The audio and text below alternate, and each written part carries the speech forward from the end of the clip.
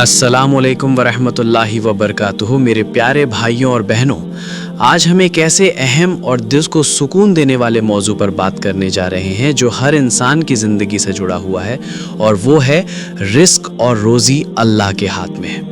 ये बात सिर्फ एक जुमला नहीं है, बल्कि ये एक ऐसा यकीन है जो अगर दिल में बैठ जाए तो इंसान की पूरी सोच, उसका रवैया और उसका जीने का तरीका बदल सकता है।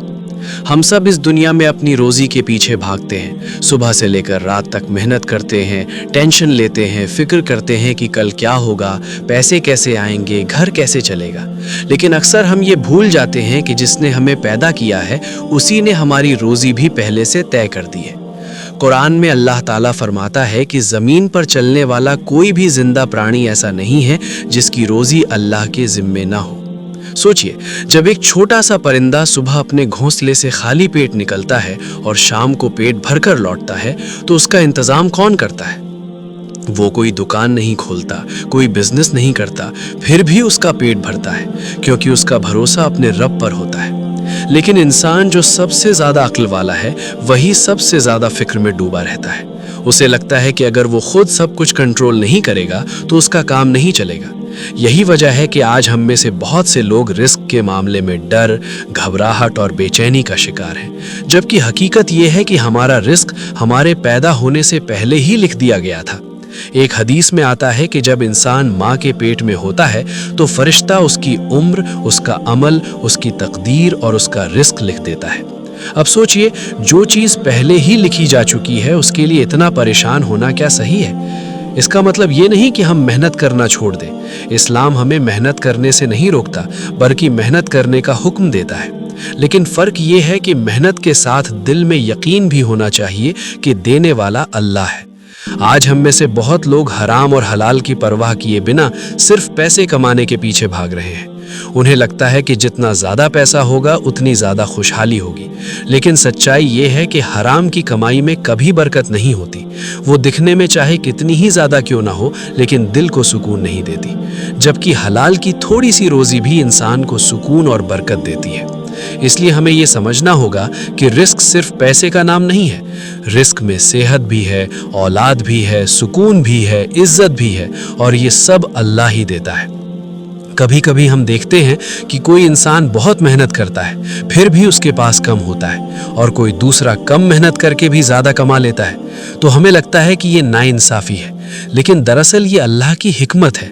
वो बेहतर जानता है कि किसके लिए क्या बेहतर है। हो सकता है ज़्यादा पैसा किसी के लिए नुकसान का सबब बन जाए और कम पैसा उसके लिए रहमत हो। इसलिए हमें अपने हिस्से पर राज़ी रहना चाहिए और अल्लाह का शुक्र अदा करना चाहिए। शुक्र करने से नेमतें बढ़ती हैं और शिकायत करने से कम होती हैं।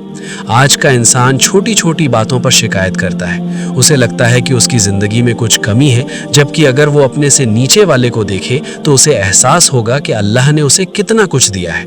हमें ये भी याद रखना चाहिए कि रिस्क सिर्फ इस दुनिया तक सीमित नहीं है, बल्कि आखिरत में भी इसका असर होता है। अगर हमने हलाल कमाया और सही जगह खर्च किया तो ये हमारे लिए सवाब बन जाएगा, और अगर हमने हराम कमाया या गलत जगह खर्च किया तो ये हमारे लिए गुनाह बन जाएगा। इसलिए कमाने के साथ साथ खर्च करने का तरीका भी सही होना चाहिए। सदका देना, ज़रूरतमंदों की मदद करना, रिश्तेदारों का ख्याल रखना, ये सब हमारे रिस्क में बरकत लाते हैं। एक हदीस में आता है कि सदका देने से माल कम नहीं होता, बल्कि बढ़ता है। लेकिन शैतान हमें डराता है कि अगर हम खर्च करेंगे तो हमारे पास कम हो जाएगा। यही वजह है कि बहुत से लोग होते हुए भी नहीं देते।